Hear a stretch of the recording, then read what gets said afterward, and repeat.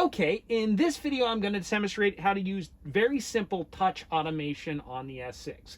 Starting in Pro Tools, we got our lead vocal here. Let me just pick a section here, this verse here. And imagine I want to ride the vocal. Let me kind of zoom in a little bit. And we got this vocal here, and I want to ride the fader. And I want to ride it, obviously, with the S6. So just as a review, you probably already know enough about automation to know that if I go to touch mode, whenever I touch the fader, and let me bring up a little virtual fader here. This is a surround mix. You can see the surround panner. Don't let that distract you. Now that I'm in touch mode, whenever I touch the fader, I will write automation. For example, I touch, and I'm doing an awesome move. And now if I rewind it and I play it back, it should move. The automation should move, right? So touch mode is whenever you touch the fader, it writes. So touch mode is kind of the entry-level beginning automation mode. Is really useful. Now, while you're in Pro Tools, you certainly want to see that automation. And so you can change that to see volume and see the automation you just wrote. I recommend you press the minus key on the keyboard. You mind looking down here at this little guy right here, that little minus key?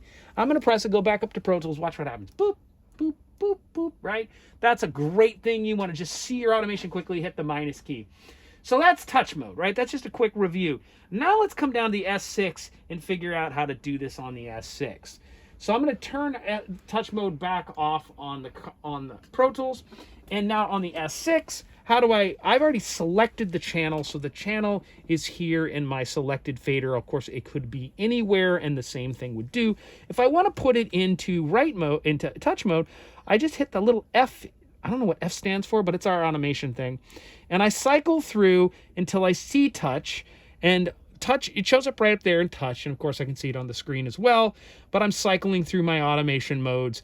And these are all different automation modes here. And unfortunately green is, what's green? Green is playback automation mode.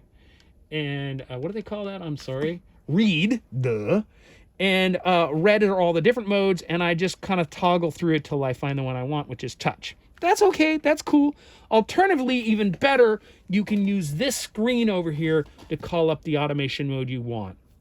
There are a lot of pages of different automation preferences.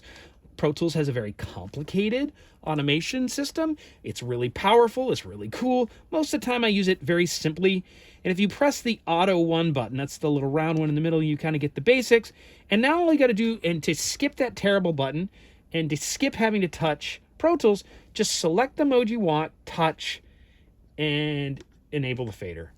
And for example, I'm going to grab this, I don't know, background vocal over here. If I wanted to automate that one, I would hit the touch button and hit enable the fader.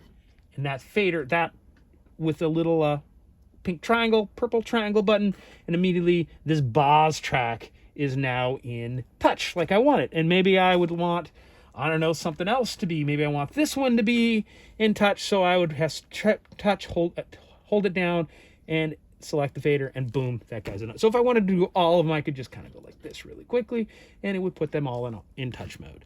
So that's my quick kind of overview of how to get your faders in touch mode, which is a really easy and simple way to automate. Okay, cool. Thank you.